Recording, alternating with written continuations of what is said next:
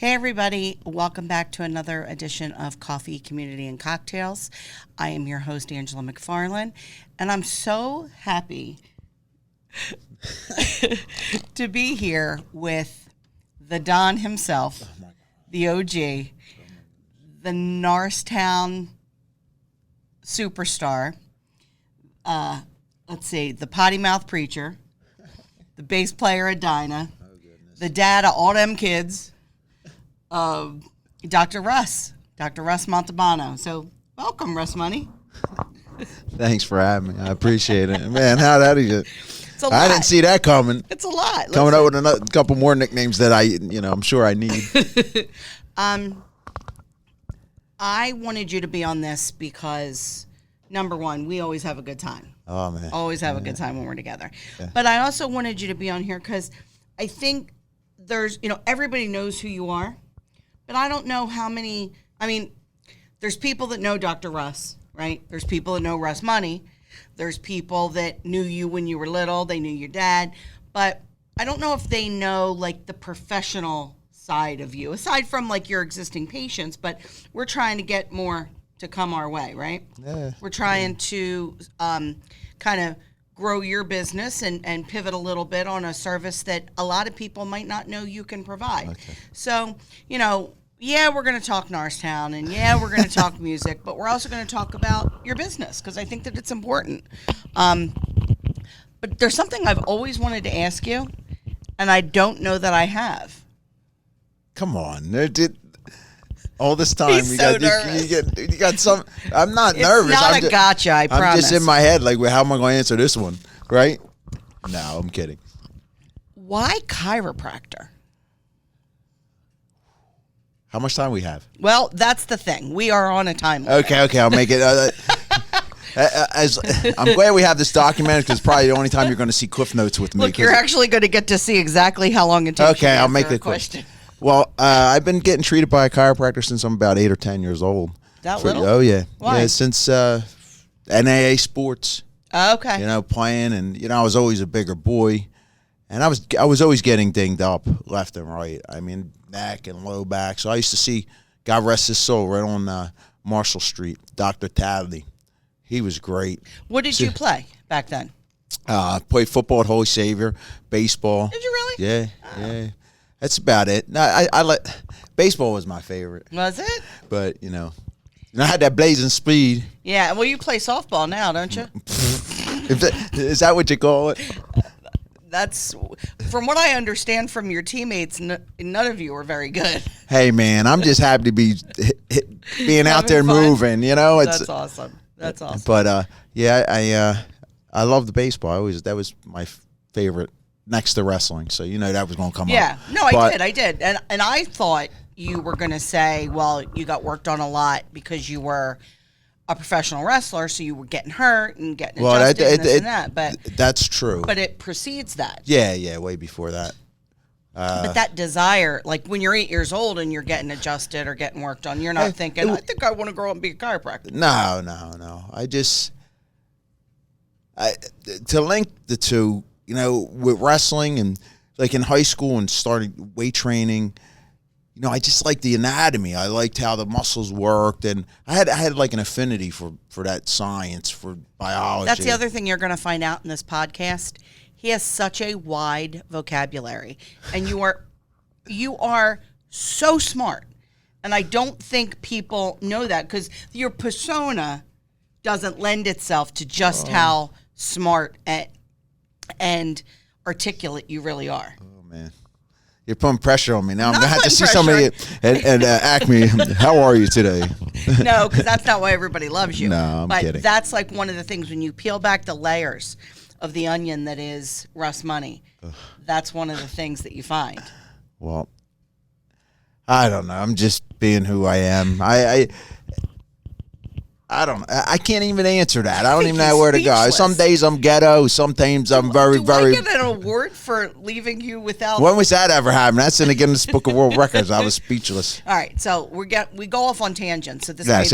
All right, so you always liked anatomy, and it went from there. And just how the joints move. I don't know. It's like I saw a skeleton in biology class. I said, man, those muscles are attached to that. In its most simplest form. That's how I really grew to that. Okay. And then I started training, and then I saw with weight training that when I would get adjusted, I would do better.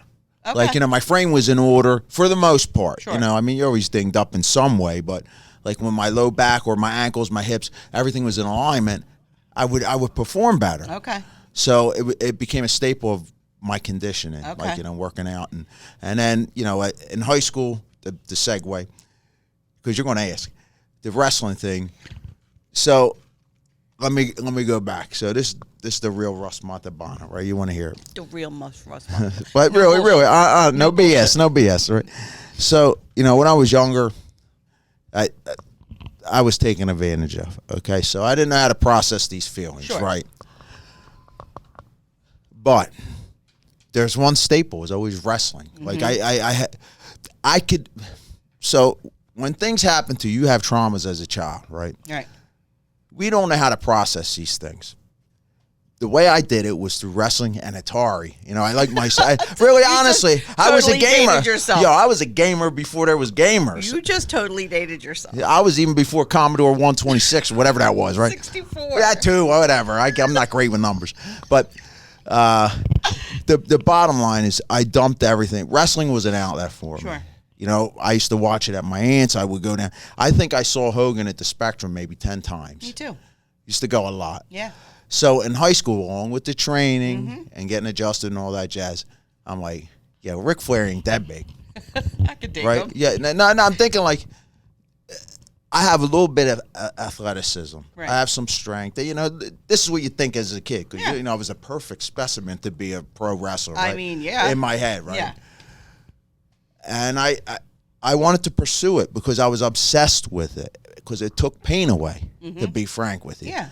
It took pain away from me. It prevented me from hurting myself or hurting someone else. Right. And if it was the magazines, the games, the shows, going to the shows, that You was have the dolls. Oh yeah. Oh, yeah. I ain't scared of that. I ain't scared. I'm a real man. I have figurines. They weren't dolls. They were figurines. No, so that's right. Figurines. So Figurines. Figurines. I don't ask me to spell it. Do you have the squared circle? Yes, I do. WWF, right?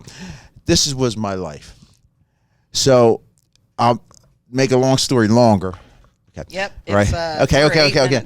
So I knew this wrestler that was from Norristown, Tom Brandy, who's one of my best friends. He's like my older brother to this day.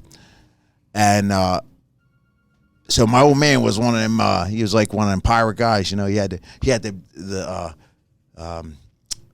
satellite dish. Oh, yeah. And I would get wrestling from all over. And then I ended Like up pirate. What? he would pirate. yeah. He would. Sorry, Dad. I'm like your sorry, dad had a sorry. Like your dad had a peg Yeah, leg and he had a patch. patch. Right?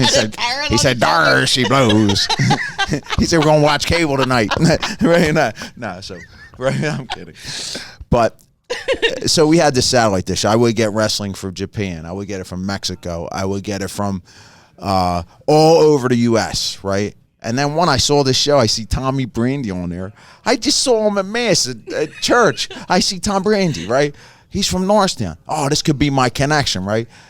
Now, I have no connections to him at that point. Right. But my dad was in collectibles, and he used to go to this collectibles store. Who's working there? On the side, Tommy's working there, right? And then I'm starting to go in there. I'm trying to ease my way in there, and With all that charm and charisma. No, it wasn't like that, right? So my old man said, introduces us. Before you know it, he's working for my dad. My dad has a baseball card shop on the West End. Tom's working, right? And for my dad now. And it was so cool.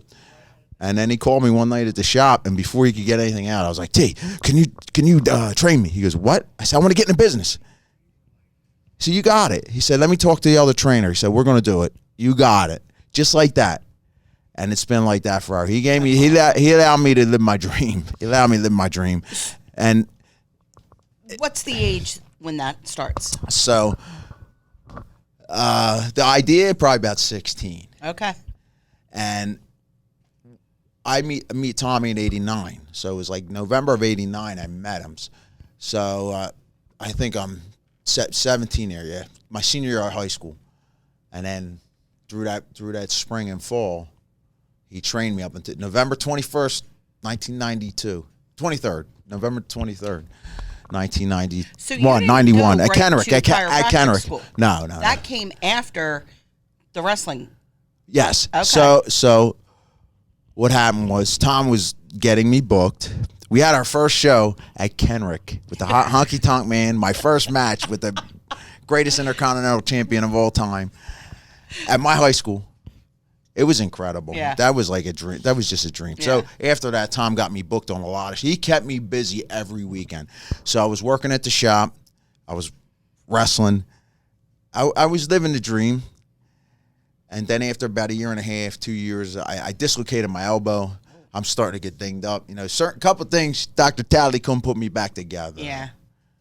And I'm starting to see the writing on the wall. I don't want to see the writing on the wall because you're living your dream. It's I'm the most peaceful I've ever been in my life. Yeah. You know, I'm around. I meet all these guys. I'm in the car. I'm learning about ring psychology in the back of the car. Just shutting up and listening.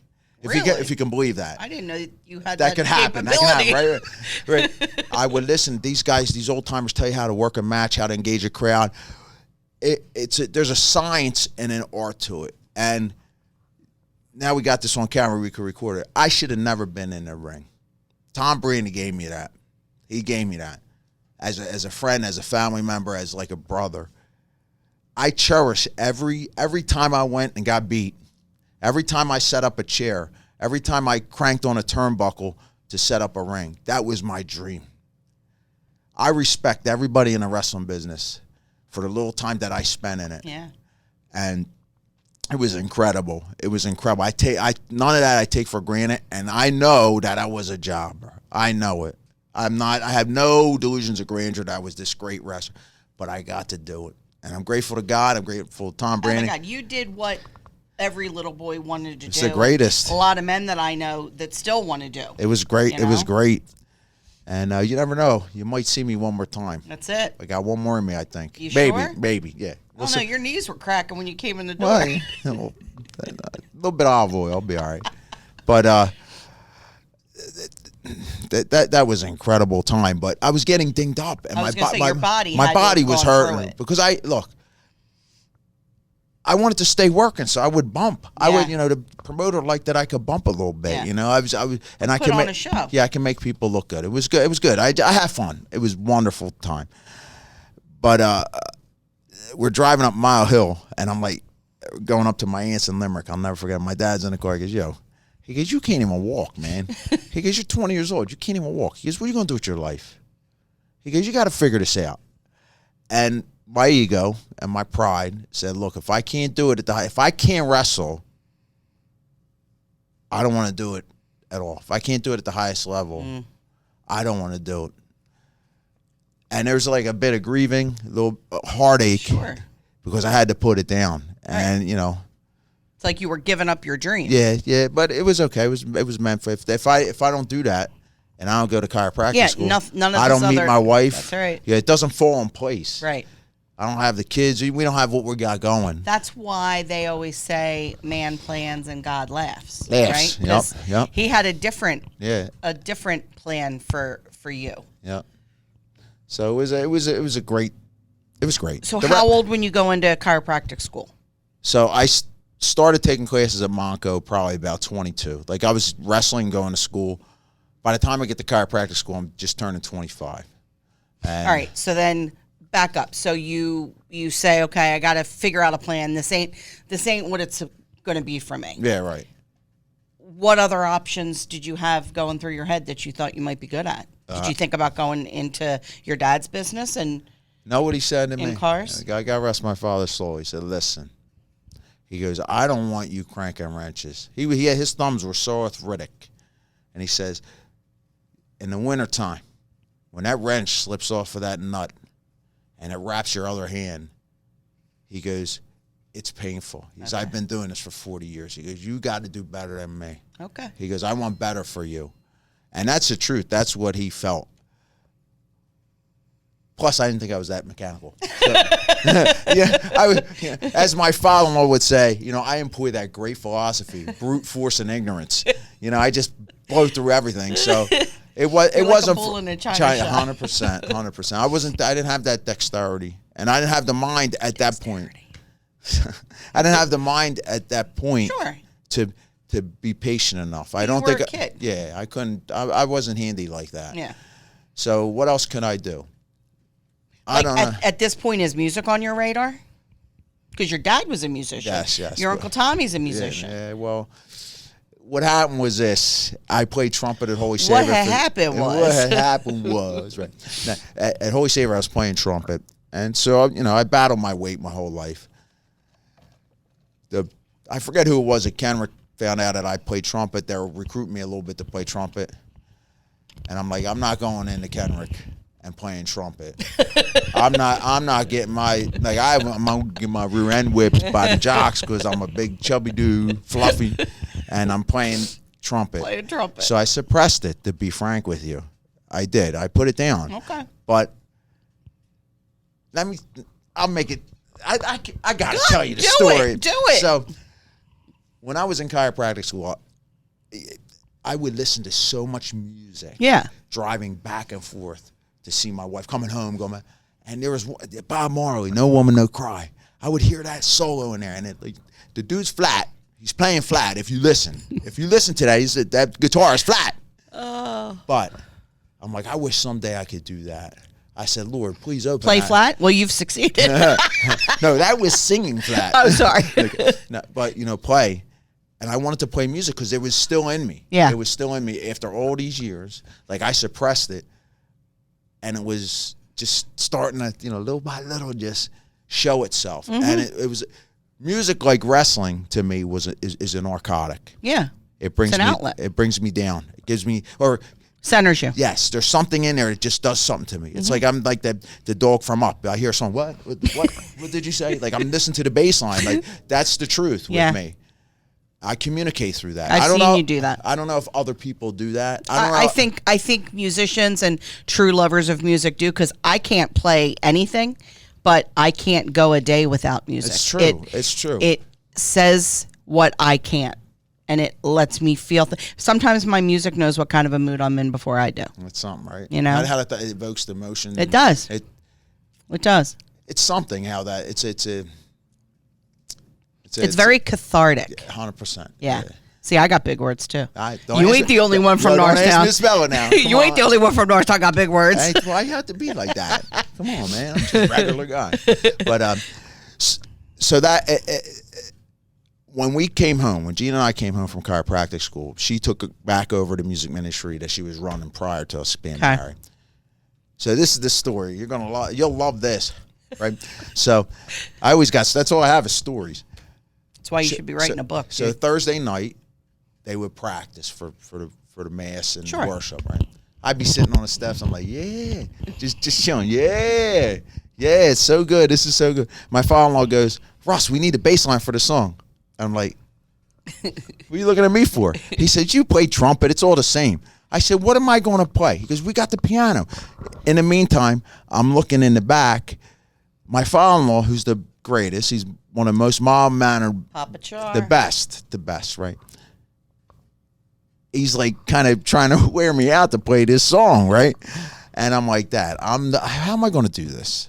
I'm not trying to be a member of a band. I just want to be listening to my music and not be bothered by people, right? I look back, I see my buddy John McCarthy on the piano, and he's like writing something. By the time they got done with me, they had the whole piano duct taped with every note in the scale and all octaves. So, like, your keys, they had duct tape, B flat, A, C, D. I'm like, they put the lead sheet in front of me. They start playing. They want me to start playing these notes. I did it on the piano. It's how I learned how to play the bass on this piano. So now it's one song. I'm only supposed to play one song. Right. Now I got to go to this mass. We got this worship service. This piano was about 85 pounds. I told my father-in-law, I said, I'm done. I don't want to do this no more. I couldn't tell Gina because I thought she would kill me. I said, I'm done. I don't want to be part of this band. He goes, look. He said, just get a regular bass. You could do it on a guitar. I said, Dad, I don't even know what to do. Right. He says, your dad got a bass. I said, my father-in-law's here. I get on the phone. I said, Dad, I want to learn how to play the bass. And my father-in-law's going like this. Yeah. My dad goes, you ain't getting my bass. Just like that. You ain't getting my bass. Right? So he said, look, you're in luck, my boy. He used to call me my boy. He said, you're in luck, my boy. He says, Uncle Tom tried playing the bass. He stopped. There's one up the warehouse. Get it. I'll teach you. So that's how it started. That's how it started on the piano. And then God put these people in my path. Ken Yoder, my best buddy, Ken. He taught me how to be a professional, taught me how to practice, taught me how to listen, taught me how to play with other musicians. Then I got my butt, Freddie Blankenberg. He threw me into playing bass. He made me a better bass player. The Bethany drummer, right? Yeah, yep. All these guys, I start playing with Dr. Benny Gersafi, God rest his soul, pushed me to play great. And it just happened. So now it's out. Now it's out. I can't stop. Now once I'm it's out of the bottle, you can't put it back. No, I'm done. I'm done now. Now I gotta have problems. Yeah. You know, I gotta have this bass. Got to do this. The sound don't sound right. I got to make sure my tone is right. All this stuff, and it's coming out. So I'm making up for lost time. But it's a major blessing. It's a major blessing. I mean, I can't believe I'm able that God gave me that gift. Yeah. To play a little bit. I'm not the greatest player, but I can hold my own. And now I get to do it with my kids. Right? This is that's crazy. 5 years ago, my kids don't have nothing to do with me. Now we're playing every weekend, a couple times a weekend, and I'm riding a wave. I've told you this before, and we go way back, but we have, a deep relationship where we've had a lot of conversations, and I never see you happier than when you're playing with your kids. And sometimes my favorite thing to do is watch them. Like when Chuck does his thing, when he's playing with the guitar behind his head, or even when he's just singing, or when Joe sings, or when Joe does a solo, you are so in the moment and so in awe of your children. And anytime the girls open their mouth, it's like I'm riding a wave, like I'm with these kids. Yeah, like you would have me. Yeah, you would have me play with you. Like I don't always show that to them. I'm not the greatest father and uncle and all. Yes, you are. I do have a lot of moments, not my moments. I have a lot of moments. I'm a lot to deal with sometimes, but they don't understand how much I really care for them, and what it means to me to be playing with them. Like they have no clue. Maybe they do have a clue. I think they do. I think they do. I've talked to them. I don't mean that in a rude. No. But I've down. had conversations with them as well, and they're enjoying that just as much as you are. And I think the way that our whole, we do a lot of talking about our music family and our music community. I mean, you guys definitely are the darlings of our music community. Everybody from every angle is like, Dinah. Okay. I ain't no darling. But the thing, maybe they are. The thing that speaks volumes is everybody's an incredible musician, but all of those kids, even Zachy, who you didn't have any, she's got no DNA. She just comes from good stock her own. Any of your DNA. She has DNA. Okay. You know what I mean. I got you. They're all just good kids. Yeah. Polite, respectable, friendly, God-fearing, loving, good time kids. And that, I've told you 1,000 times, right is unbelievable. Yeah. Absolutely unbelievable. It is. It's beautiful. It is. So, I always tell you and Gina, I don't know how you have so many amazing children. And it doesn't just stop with the ones in your band. Cecilia's a walking miracle. Gianna, I really think she may be a 90-year-old woman trapped in a 12-year-old's body. Cool.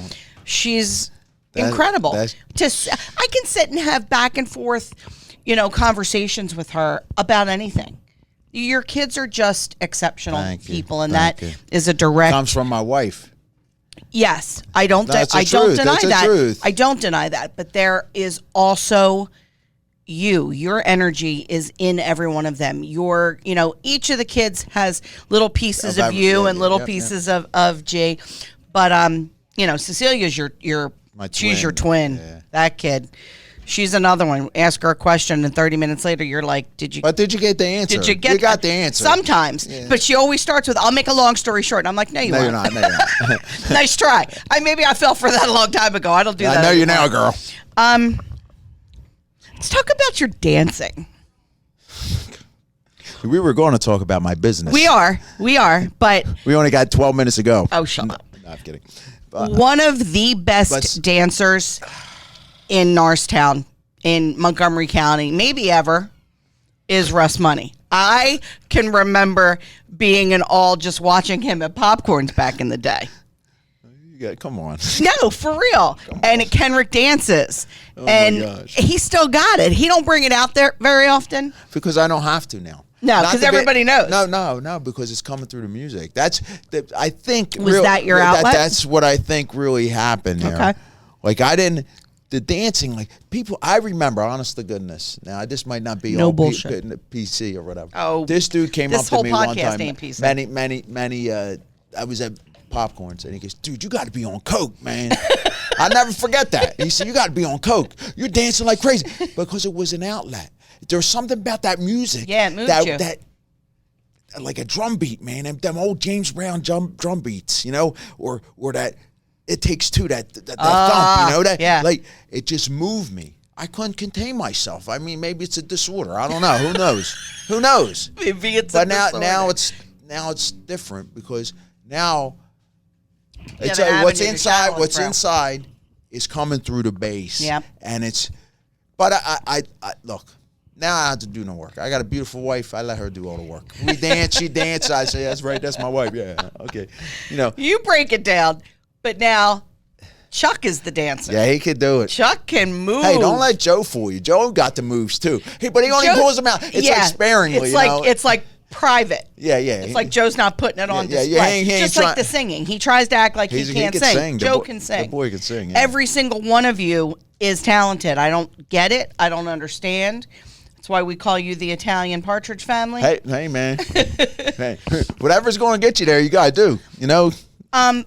Before we get into the business, I think another key piece that a lot of people do know about you, but maybe don't know where it all comes from, is your deep spiritual connection and your relationship with God. Now, yes, you're Italian. Yes, you're from Norristown. Yes, you went 12 years of Catholic school.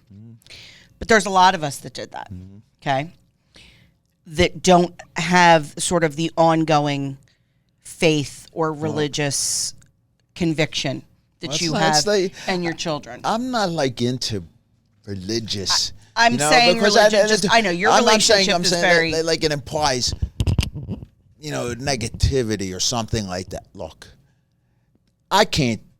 I got abused at 7 years old. I know, like 7 years old, on a Friday when we went to Mass at Holy Savior, I felt God's hand on me. At that time, right when I was going through all that craziness, I could feel the presence of God at Mass at a young age. He was calling me to something. I knew I was, I don't know, I don't mean to be rude and cocky. I felt like I had a relationship with God at that point in my life. Then you go through your teens, you're struggling, you have it. But I try to always stay involved with the faith because I can't turn to the world. If I turn to the world, I'm a losing proposition, man. This world is all veneers, man. Yeah. It's all veneers. Yeah. And that's just for what I have to say. And who are you going to turn to? A bunch of sinners. Do what you're going to do. That maybe haven't gotten right with God. But we're all sinners. Everybody's. Yep. Nobody is perfect. But it came a point that, I had to make all the things I was doing real. I had to make it like,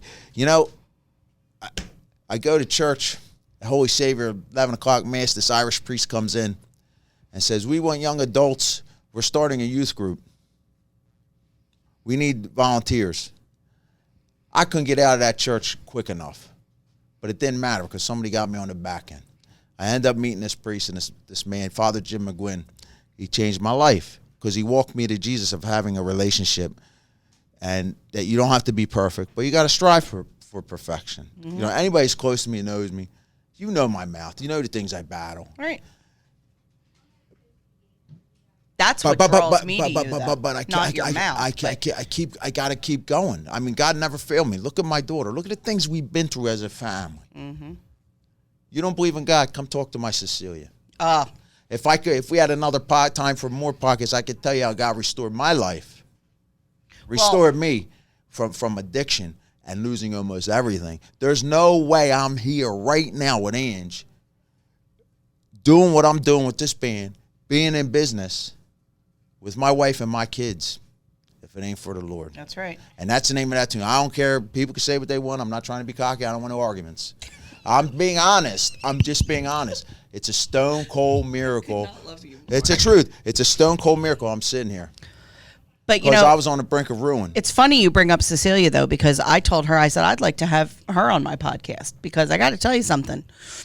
You know, Cecilia has some compromised health issues and has probably the best outlook of anybody I've ever met in my life. That one is like. And I was sitting at your house on, when was it, Saturday night? Yeah. And, you know, I just kept like rubbing her shoulder, and she was like, she looked at me and she goes, Ange, I'm okay. She goes, you don't have to worry about me. Then she said, whatever's going to happen is going to happen. Her faith is so. And I was like, it's massive. I looked at Gina, and Gina's like, she is an exceptional young woman. We're down at CHOP last week with the surgery and all this. She goes, the doc goes, how you doing? Or whatever, the nurse. She goes, I'm good. Just those two you got to worry about. Exactly. She did tell me that. She's funny. Oh, yeah, my gosh. she's hysterical. It's a miracle. But I'm not trying to preach. And No. But I don't take collection of Venmo when I preach. You know, I get you on the other end. But, you know, I won't be. But this is what I wanted to say, though. You know, if all you see, or you don't know him personally, and you see, you know, he'll post scripture, he'll post a testimony, whatever it is, that's the real Russell. Because there's been times that we've been out to dinner, and if it's getting late, or we were even down the shore, and you're like, I give me a minute, and you do your prayer. You're going through. We've been sitting at Screwballs watching another band, and you start doing your prayer. What am I supposed to do? It's the only thing that worked. I mean, really, I can't. I'm not the big person. I'm the weakest person. That's why I do it. But that's my point. That's my point. There's people that talk the talk and don't walk the walk, and my point is, you do.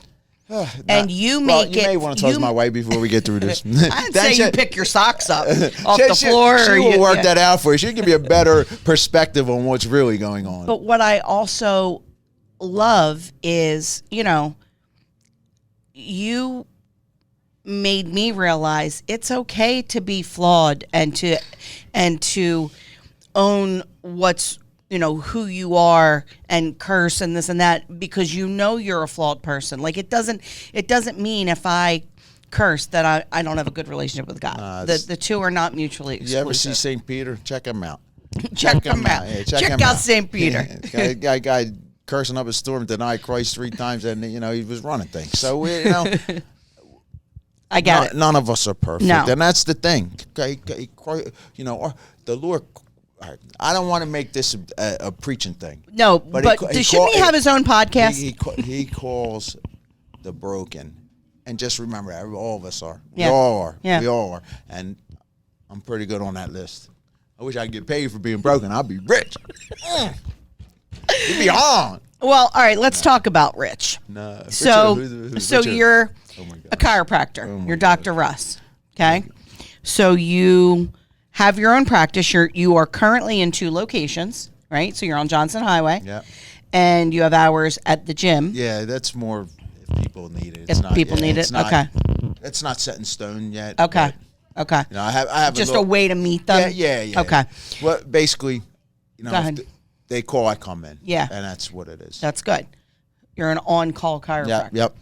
So the name of your business is Mobile Chiropractic Examiners.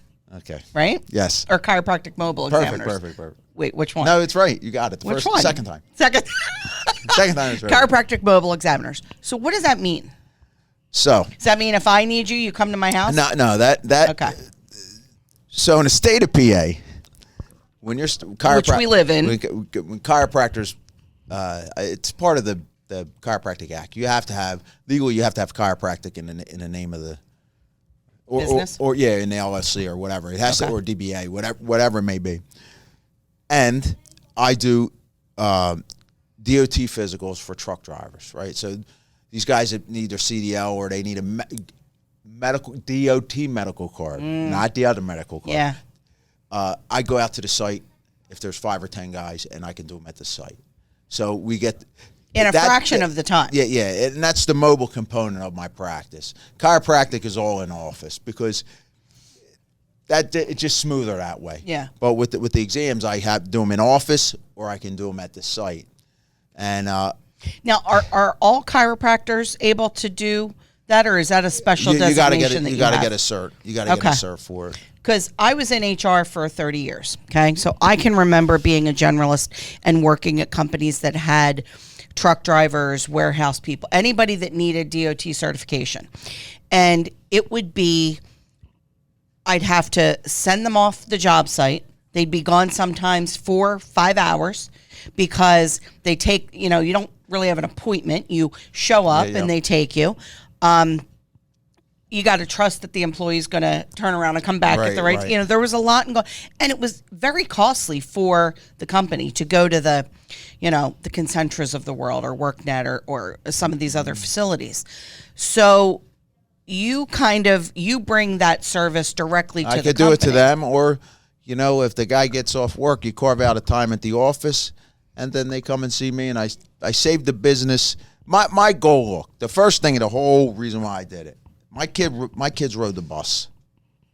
I want to, and I like to, for myself, the person, the way I think, if I can help reduce fatalities, car crashes, by having someone behind the wheel, these big rigs or the buses that are healthy, that are supposed to be, that are cleared to be there, I can do that. Yes, all right.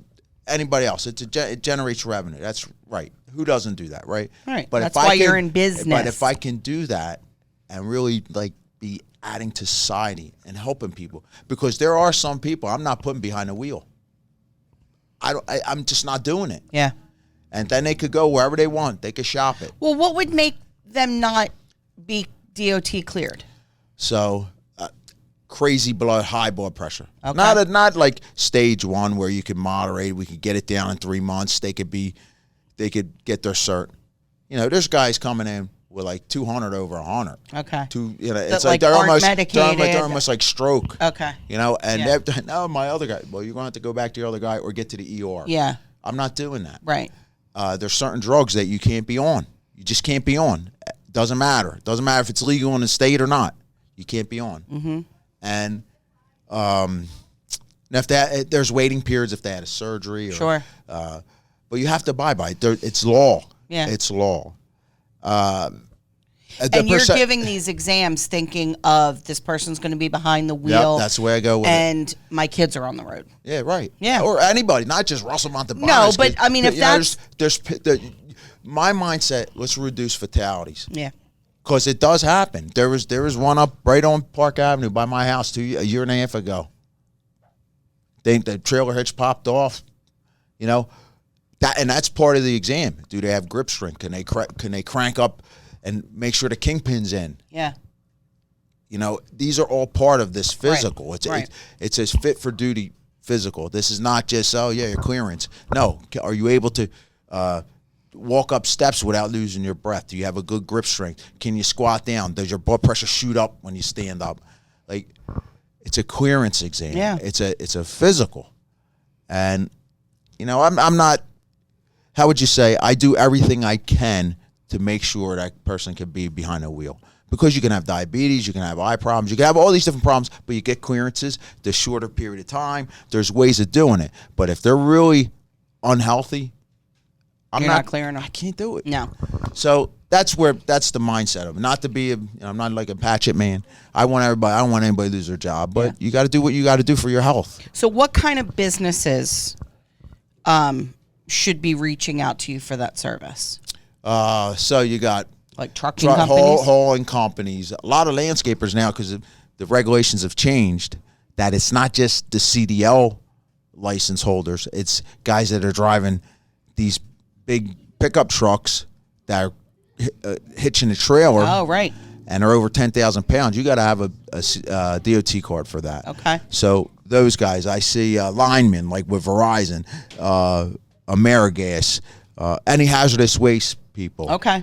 What about like construction type companies? Yeah. Like people that are driving excavators. Yes. Do they need to have a DOT card? Most of them have them. Okay. But to operate that, they don't need that. Okay. But most of them do, because they drive a big truck. Big truck to get it. Yeah. Okay. Yeah. Okay. So that's not a end all be all for them, but a lot of them do. A lot of these operators have them anyway. They keep it anyway. But I mean, in your practice, what you're doing, if they called you and said, I've got 3 people, like what's going to save them money and time is you scheduling, and you come out and you can knock all 3 out at once. Yeah, well, let's not. You can do it. I don't mean an assembly line. Yeah, like if it's uncomplicated, if these guys are relatively healthy, it doesn't take too long to do them. But if a guy calls me and he's got sleep apnea, I got to have all the records for the machine. Yeah. So I can't do that day of. Right. You have to have everything from your sleep center, and there's a lot that goes into this. Yeah. It's not just like, oh yeah, I get my card. There's parameters you gotta hit. So it's good. I like it. The reason why I really like it is because now I'm assessing people, and your diagnostic skills become sharper. Mm-hmm. Because you're listening to the heart, you're listening to the lungs, you're listening to the abdomen. People come in with low back pain, spontaneous. They didn't do anything. You got to listen to the gut. Could be the aorta. Could be their aorta about to burst. You get them to the hospital, they're good. If I crank on them side posture and they bud aorta, they die. So it keeps you sharp. That's the gist of it. I want to help people. I want people to be safe. And I like to, be able to help people with their health. Yeah. So, Yeah. So where should people find you? Like if somebody's watching this and they own a trucking company, or they have, a roster of people that are in need of either DOT research or initial search, how do they get in touch? So the website is chiromobileexams.com. I'm on Instagram, Chiro Mobile Exams, Twitter, same thing. Dr. Russ DOT, but if you just search Chiro Mobile Exams, it'll come up. And then Facebook also. And you on TikTok yet? Man, that's too much work. TikTok, I gotta be all trendy, man. Dance. I'm just from the East End of Northtown. I think you should I'm not dance on TikTok. Yeah, come get your game. Come on. Come on. One of those signs, like they do outside of the tax places. Come on, man. Yeah. Be doing an MC Hammer. Come on, get your exam. You told me a long time ago that people neglect their spinal health. Always. So tell me a little bit more about that, because as I'm sitting here and I can't move my neck, and anytime I complain about my back pain or my neck pain, people are like, "Isn't one of your best friends a chiropractor?" And I'm like, "Not the point." And one of her best friends always says, "Don't call me or nothing." No, you always say that, but I've never been adjusted. You know that. I'm terrified that I'm going to be that one person who gets paralyzed. I know, but you hear that all the time, right? Listen. There's plenty of misconceptions about chiropractic, right? We're always trying to defend this. Have there been accidents? Yes. But let's look at it like this. Before I put my hands on this person, I'm going to assess them. You're not jumping on my table. I'm going to just jump on your back, drop the elbow, put you in a figure 4, pretzel hold, and then you're good. See you later. 10 times a week till Jesus comes home, and then just make sure you Venmo me every day. It's not like that, at least not in my office. So I try to assess the patient to see if I can help them. 75-80% of the people that come in, I can help, because is it an epidemic? There's a very large percentage of the population that has low back pain and neck pain. Neck pain is increasing now because we got these great things. Okay. Our head's like this all day long. As our head moves forward, gravity's pulling your neck forward, compressing the brainstem. It degenerates the spine because the gravitational force is not bared the way it should be, like this, with our heads up. Right. So you degenerate quicker. And posture, that's why Posture's key. Posture is key. And when you adjust the spine, it gives nutrition to the disc, takes pressure off the nerves, and increases fluid to the joints, which gives you ample, supple, good, strong joints, along with training, not just getting adjusted, but flexibility, stabilization, and your posture. It's a whole gamut of things. So, what was the question? I totally forgot. But no. Why is it neglected? Because we don't see it. Because we don't see it. Right. That's why it's neglected. Like you go to the dermatologist because you've got an outbreak of acne, or you go to the eye doctor because you got pink eye, or you got boogers. You go to the ENT. You know, whatever it is. If you don't see it, it don't exist. Right. But our spinal cord is housed in that spine. It controls everything. The brain and spinal cord control every function of your body. So as you break down, your function decreases. And that's what I can say about that. People will drop 50 grand into their teeth. Right. Which can be replaced. Can put dentures, whatever you want to say. I'm not saying you you have good teeth. Good. I'm good. People won't put $2,000 into their spine, or 10 over a lifetime, maybe 10 over a lifetime, and 75 to 80% of it is paid by insurance. My point is, your nervous system is housed by the spine. Look up the Windsor autopsies. They were done at University of Penn. I love autopsies. Windsor autopsies. And then you'll understand what I'm saying. Autopsies are my favorite. Structure dictates function. If your structure's off, the function's going to be off. That's where I'm at. And I'm more musculoskeletal guy. I look at the frame, the hips off, the knees off, the ankles off. I adjust everything, not just the back, the neck. Right. I adjust the frame. And the more balanced the frame is, the better the body's going to perform. And that's what I'm really about, is more functional type chiropractic care, where it's not you're racking and cracking, hitting them, get them in there. No, let's see, is their 40 time better? Or how they doing in CrossFit? How's your run doing? Like, are we improving? What can we do to increase your endurance and your performance? That's what that's the chiropractic portion of my practice. That's what I like. Now, see, for me, you don't have to worry about how my CrossFit's doing, because it ain't, and I'm not performing anything other than clicking the remote. Guess what? But you gotta get that thumb muscle strong, you know. But I have a bad sciatic nerve. I had X-rays a couple weeks ago, and I have osteoarthritis in my low back. This thing with my neck, I think, might just be I slept wrong, but it hurts. But I always think about that. Like when I have these. The other day, I was walking down the steps, and I was like, "Now, why does my knee hurt?" I realize it's balancing a lot on it. No, it's compensatory. I'm a thick girl. No, it's compensatory. So, you know, you got the sciatic nerves firing up your low back on whatever side it may be. Right. That area can't do what it needs to do. So areas above and below are compensating. And they get sore and they get irritated. Then you get a cascade. Now we got work on everything. So that's part of what's going on there. Yeah. You heard it here first. Dr. Russ just diagnosed me with compensatory. What? I don't know. I can't. So we were talking about spinal health, and what's another misconception about chiropractic health? Look at Jay in the background. Hey. What's another misconception about chiropractic health? Or people think... Oh, the education. They don't... Like you're not a real doctor? Yeah, they always hear that. You always, you're not a real doctor. Okay, whatever you want to call me. I don't care. As long as you get better after you come out of my office, I'm happy with that. That's all that matters. I'm not fighting these battles anymore. I got a bachelor's.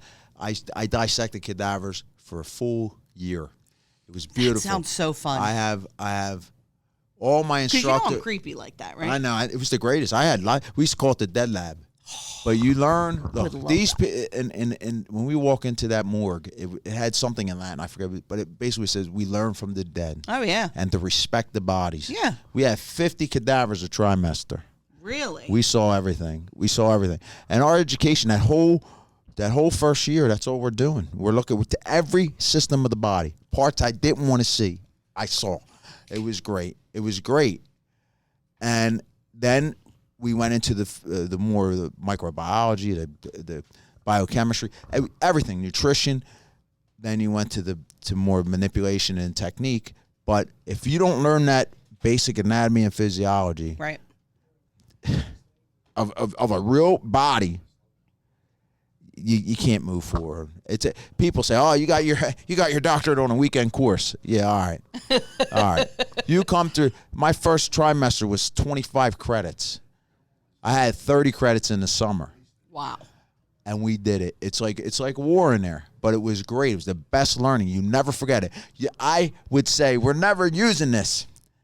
And every day I could remember Dr. VJ. God rest his soul. He was a neurosurgeon. This guy was incredible, anatomist, neurosurgeon, instructor. I'll never forget that man. He taught us. I mean, he was like our class hero. We loved him. That man put so much time into teaching us not just the neuroanatomy, but the anatomy of the body and the physiology of the body. He would take time on the weekend just to be with us. And it's just different. I went to more of a medical-based chiropractic school up in New York, and it was a very hard curriculum. And I'm glad I went there because you never forget it, and you never forget the instructors that put the time into you, into the class, to make you come out and be prepared and not be a hack. Right. I love them for that. You never, like, while you were in the middle of it, were you ever like, this maybe isn't for me? Nah. No? I wanted to go further. Mm-hmm. But medical schools they wouldn't accept chiropractic credits, which it's the same thing. Do they still do that? Yeah. Yep. Really? I was thinking about becoming a radiologist because radiology became my strong point in school. But then that was like another 8 years of school, and I would have been an old head coming out. So. You know what's funny?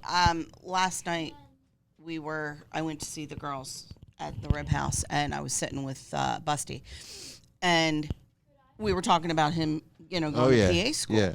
And it's amazing to me that he has to go through, extensive schooling. It is less schooling, but that's a hard program. That's a hard program yeah. to be a PA. But it's the same kind of concept where he's going to have the ability to do all of these things, write scripts, the whole bit, but not. But you have to do it with a doctor. Yeah, you do it under a doctor. It's a great thing. I know. It's wonderful healthcare, man. He's getting a good education. Yeah, he's a good boy. He's a good boy. So, you're colorblind. Yes, I am. Was that the one thing we weren't supposed to talk about? No, I don't care. Just what else? I mean, you got everything. I mean, what else you want to know? I'm dyslexic. When did you? You are? Yeah. I didn't know that. Yeah. Really? Yep. I got the word soup version. I'm not they wonder why my reading proficiency wasn't great, right? What is word soup? Oh, like you look at it and everything's all jumbled? And I got to read it 4 or 5 times. And see, that makes it even more impressive how well you did in school, your academics, and that you're. But I put a lot. Honest to goodness, it makes a lot of sense when you. I had to put a lot of. Just kidding. I had to put a lot of time into it because what took someone an hour, it took me an hour and a half to learn. Hey. And even now, like. It's hard. It's hard to read if you can believe it. So when were you diagnosed with dyslexia? Did they catch it when you were young? No, not until my 20s. No kidding. Yeah. So you went through all of school struggling, not knowing why. Not knowing it. See, isn't it funny? Because now it's something that they'll look at. I'm like, damn, man, come on. 20 years, man. You know what it is, though? If you think about it, I've said this to people. If they did the type of texting or the type of knowledge back when we were in school that they do now, you think back. You think back to K through 12. You know, you went to school with autistic people. You can name them off the top of your head, right? Yeah. There's a bigger focus now on special needs education But and training. like, isn't that the way it should be? Like, that's the way it should be, right? They didn't know. They were. Yeah, you don't know what you don't know. Yeah, but yeah. my point is, you know, people will say, "Oh, I never knew anybody that was autistic." I'm like, "Yes, you did." Guess what? It didn't just pop up when Jake was born. You know what I mean? Like, when I think back, if I went through my yearbook a couple years ago and I was like, knowing what I know about autism and neurodiversity now, I'm like, that one, that one. And it's more frequent. I think the statistics would be even higher. Same with dyslexia. In fact, Hannah, who works for me, she's winning our Associate of the Year award at our event on Sunday. She's dyslexic. She was not diagnosed autistic until she was 16 because they put a premium, I think, on her dyslexia diagnosis. So that's interesting. So how did you find out? I was having a hard time just reading, and we just went and figured it out. That's amazing. Yeah, it's. So like, I'm always fascinated I'll read by that. something. It's not like words. There's been times like I would see words before other words, right? But then sometimes it becomes like a cluster. It just becomes a like soup, like you said. said. I just can't. Sometimes I can't read. I'm like, I hate to say that. I mean, I'm not trying to be rude. You got to bear my whole soul here, but no, I get that's what it is. It's been that way I don't forever. want people on here that aren't going to talk about everything. I don't know if it has to do with eye strength. I don't know. There's times I could buzz through 3, 4, 5 pages, and then it just goes. Yeah. What am I reading? Yeah. And I'm like, you're like, I got it. Like, I'm trying to put puzzles. I get that. Wait, no, that's supposed to go here. Like, I'm trying to do that with my eyes and my head and my brain, trying to put it in the proper order. Yeah. It's something. It's something. How long have you had glasses? Probably since 1986, but I didn't really start wearing them until my 30s. Okay. That works out well. I bet that was really helpful. Yeah. So how did you find out you were colorblind? Because that fascinates me. Because there's a running joke that Russell only wears black, white, and gray. But it's because they're the only colors he can see. And when he has other colors on, usually you've had to run it past G. I always do. I always do. Because, there's been times, I had to wear a shirt and tie to work. I'm like, man, that looks great. My wife's like, honey, it don't match. You don't match. You don't match. And what looks right to my eyes doesn't look right to others. Yeah. Is that how you explain your hair? Bryce, you got to take the shot. Right? You always got to take the shot. Nice to you. We were trying to have a love fest here, and now it's. Listen, we're going to get this on the computer now. You got to be in the frame there, Jay. Jay's here. All right, let's go this way. Am I going this? Going down, yeah. You're gonna have to share the mic with McFartland. No, that's the. There we go. Don't use that. But yeah, so I just sloppy mess here. No, you're not. I like that shirt. I'm about to do. So I brought Jay in because I wanted to. Him and Russ do a lot of good music chatting, and they're both. And now they're kind of chatting too. No, it's not good for the podcast. And they're both Fargan sneaky, but they're both Fargan sneaky bastages. Nah. So Jay and I can't help it. He brings out the great side of me because I'm ghetto in some ways. Like, I came up in the hood, and y'all can say what you want. You're East End. I'm East for End life. For life. I'm West End. And Jay brings out. Jay grew up in the suburbs. He brings out the good. He grew up in East Norton. Because the sitcoms, like, he brings back all these great memories. Yeah. And we just play on them. That's how we communicate. It's not. We don't even like, yo, how you doing? Hey, you sneaky bastard. Like, that's. Some saying. That's true. That's cartoon. That's very true. Music. You do that, yeah. The music too. So we talked a little bit. I don't know if you were listening at all back there. In the back. Thanks, Jay. I appreciate that. He was probably back there watching Tales from the Crypt or something. I still haven't seen The Sauce Father. Oh, I have to show you. That's a great one.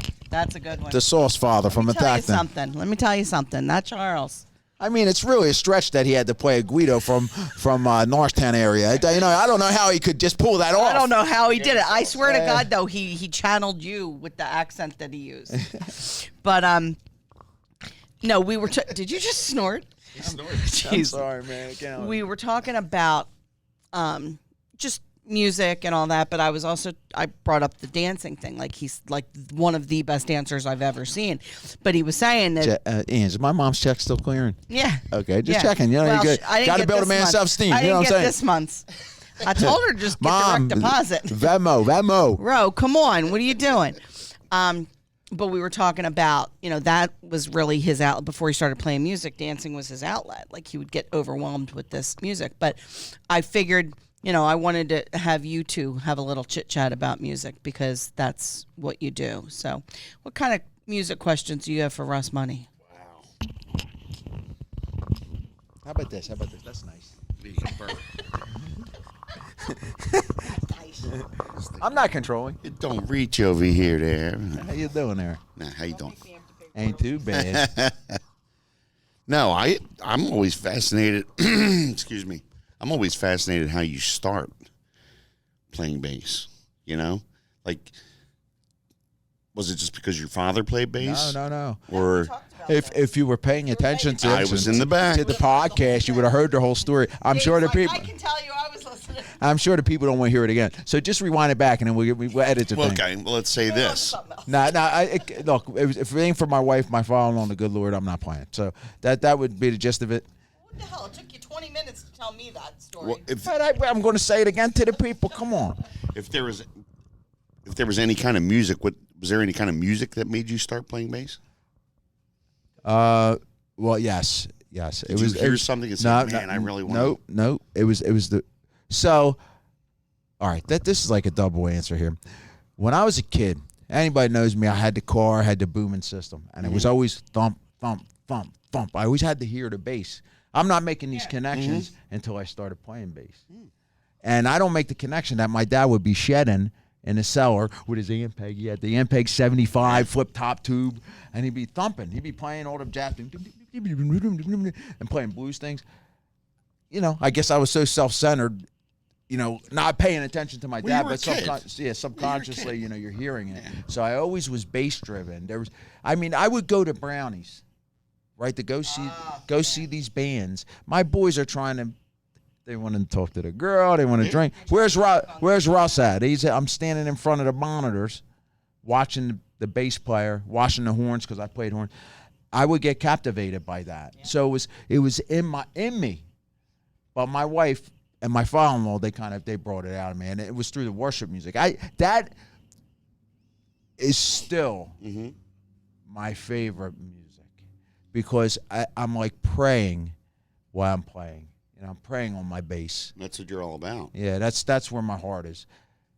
Yet, Jamerson's Jamerson. You were talking about that the other day. Yeah, the Motown is my. Like, I hear that, it makes the hair on the back of my neck stay. I gotta go home. I gotta practice. Like, for no reason. I'm not playing it with Dinah, but I gotta go home and do this before I leave this earth. I want to learn his bass lines. Because you started when you started with that kind of stuff. You didn't get into the rock stuff till a little bit later, right? Yeah. That the most rock I've played is with Dinah.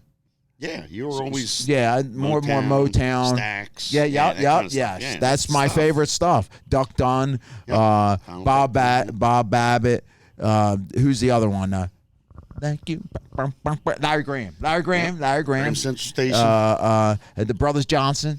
Johnson. Strawberry Letter 23. That's right, man. So that's my, and Verdine White with what's his name on Earth, Wind and Fire. Like those, they moved me. That's what stirs my soul, is that type of feel. I get it. I mean, that was more. It was soul and funk music, but it had rock elements. Oh, Bootsy too. Bootsy Collins. You know what I mean? With yeah, he's bad. With James Brown when he first started out. Listen to some of them early James Brown records with Bootsy. Man. That pocket, like, they're all over the place, but they're locked in, and that's what I used to love. That off time, that would get me moving. You would really like Fred Wesley. I don't know who he And is. the JBs, yeah, you would All think right. that. Well, you got a record you want to sell me? Oh, yeah. Okay, thank you. Well, you don't have to buy it. You can listen to If I it. put it on layaway.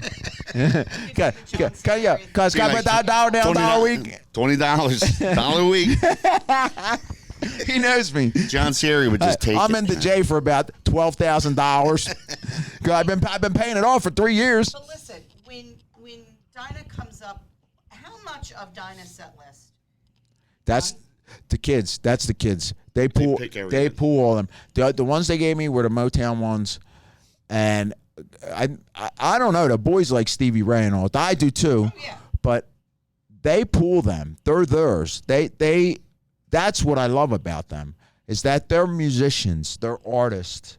They're not about synchronization and tricking it out with effects and a MIDI. They're about the classics, and that's where their strong point is. You know, they got me into Led Zeppelin. They got me, awesome. Right? you know, like I never thought I would play any But of that's that. what it's all about. What I Pink think is Floyd. cool, Different though, music, you know, you know? I don't know if you get to see it, but I like to watch people's faces when you guys play that have never seen you before, because once they pick their jaws up over the girls singing, Yeah.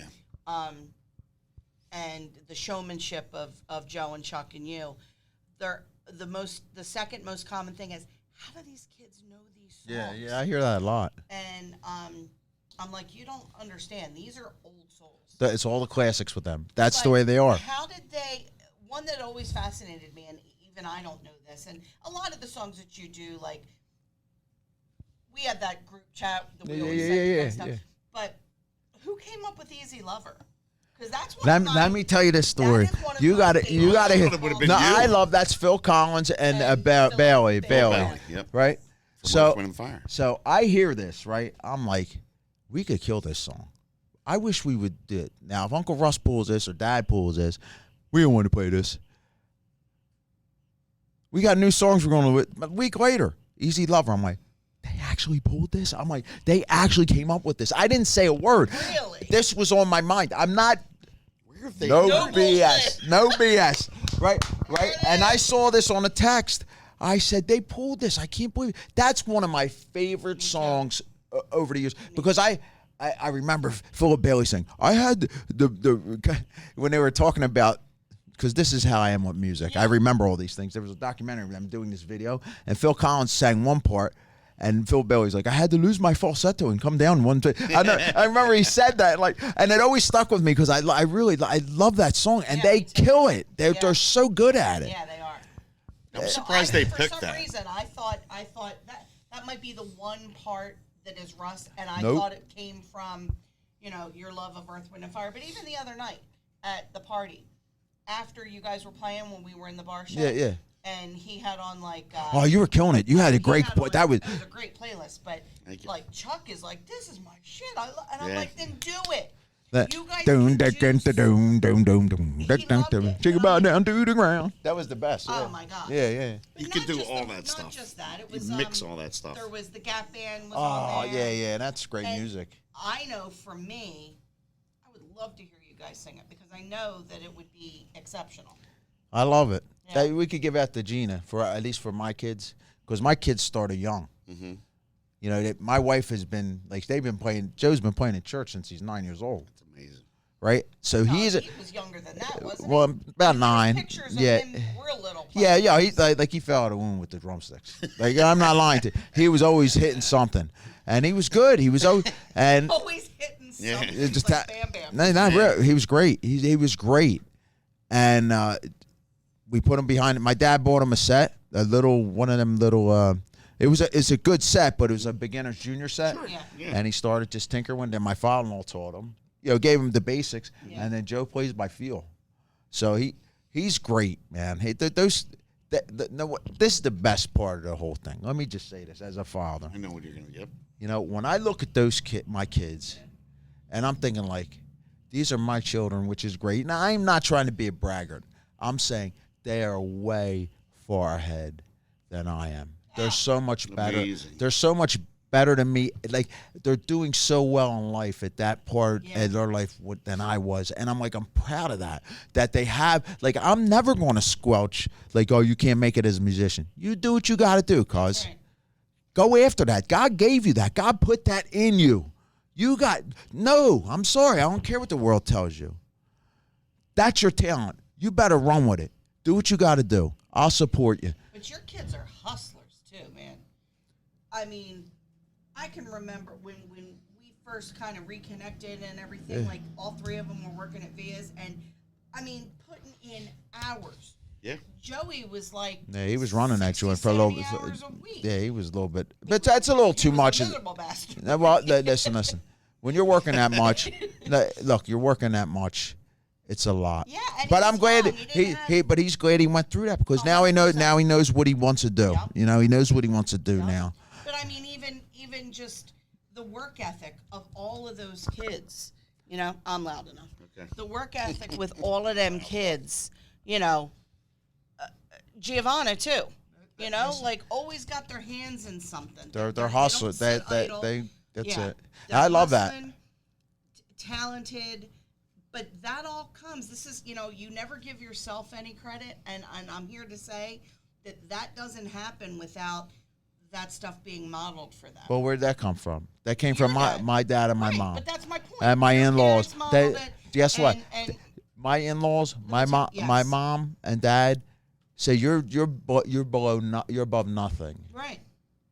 Don't ever be afraid to get your hands dirty. And that's, if anything, my parents cracked me off money. They did a lot for me. They gave me. Can they crack me off money? Can your mom crack me off money? Since they cracked me off money, there ain't much money to be cracked off. No, I'm just saying. My point is this. The thing that they get, there's two things that they gave me. And Mom, it's on recording. It's on the recording. Listen. You gave me my faith. What makes you think your mother watches my podcast? She will. My faith in God. They modeled that by their actions, not by the way they talk or by the way they lived, and a work ethic. And that there's not much more you need to succeed except that, because with work, the drive comes with the work ethic. It's all hand in hand, and that's the greatest thing they ever told me. I'm not afraid to do things like that. I'm 50 years old. I'm still learning stuff, right. And you got to be open. It's hard. It's painful. Sometimes you got to make a move and change it up.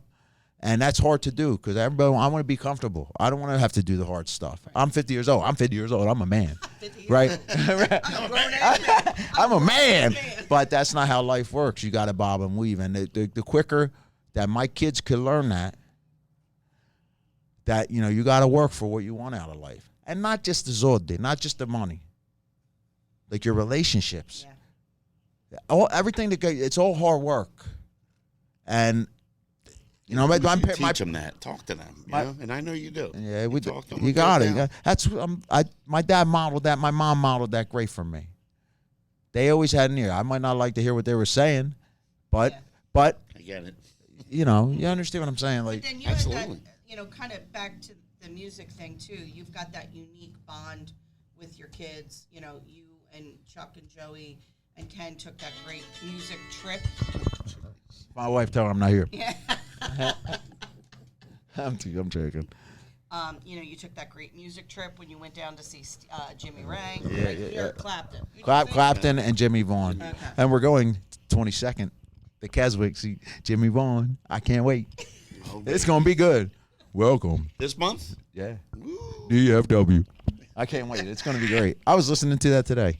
I get to do... I don't know. I think it's the 22nd. I don't know. Joe paid for the tickets. Thanks, buddy. Okay. But I mean, you get to experience some really great stuff with them, and you get to, they're learning a lot too about music from the experices of within our music community and the things. They got a lot of good mentors, man. They really and for me too. Oh yeah. A lot of people helped me out, poured into me, gave me great advice. And they're doing the same for my kids. I don't think they, this musical group that we have, this nice little clique we have, how much they've done for our family, and it's a great thing. It is. What, out of the songs on your playlist, what do you never want to play again? Or your set list? What do you never want to play again? Oh, you know what one it is, The Chain. I hate that song. Hate that. That's the one that showcases your boom, because it's the 'Cause you would easiest. screw it up, It's the Tony. easiest bass line, and I suck at it. I mess it up every I time. will point out Kenny Stanko plays it to perfection. God bless you, Kenny. I hope you get an award for playing that. I hope you get the what's the name of it? The Chain Solo Award. I hope you get it, cuz I hate that song. Is that really the least you would never? That's the only one. Really? Yeah, I love all of them. I like all of them. I like the different genres. I like. What do you think of the newer music? Like what's Paramore?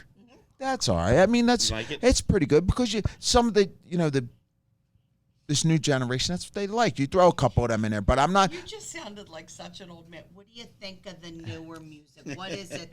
The Paramore? Hey, the Paramore. I like it. The True. Paramore. I'm old now. We're the old guys now. That's right. It's true. You might be a little older than me, but Might be. Tiny bit. Boy's gonna be 54. that's not too bad. 54. 54, 51. Don't rush it. You'll be 51 in like 3 months. Thanks. You're welcome. Love you too. I still have 6 months to go. Good. I'm happy for you. No, but when you were growing up, what did your mom and dad listen to? The old man was Motown. He was a jazz guy. He used to love Willie Nelson, Johnny Cash. Really? Johnny Cash. He's a Never country heard- dude, wait, too. You never heard the story of his dad and Willie Nelson? Oh, it's great. It's the greatest story. Well, it's not ever. the greatest. Probably It's did. pretty good one. It was probably a long time ago. So It's yeah, a good yo, story. my dad, right? He's from the East End too, right? He's got this business for selling valves to water refineries and water authorities and all this. In the '90s, I work with him, right? Yeah. We're going to the Opryland Hotel. It's going to be great. How we get? Gaylord that we stayed Yeah, with. Really? yeah. How we getting there, Dad? We're driving. Okay. It was like 21 hours, right? We get down there. And there's like 3,000 rooms in that place, right? Yes. We're walking all over the place trying to find 3007, right? Whatever it was. 30,000, We did that too, right? Because they got. Wait, you gotta hear this, right? So we go and we get to one of the guys. We're walking for like 45 minutes in this joint. My dad, sir, he goes, oh, 307's over there. We go over there. We open the door. The room's ransacked. I'm like, we just walked for 4 hours. No, we walked for an hour. I want to put my bag down. I can't even lay on this bed, right?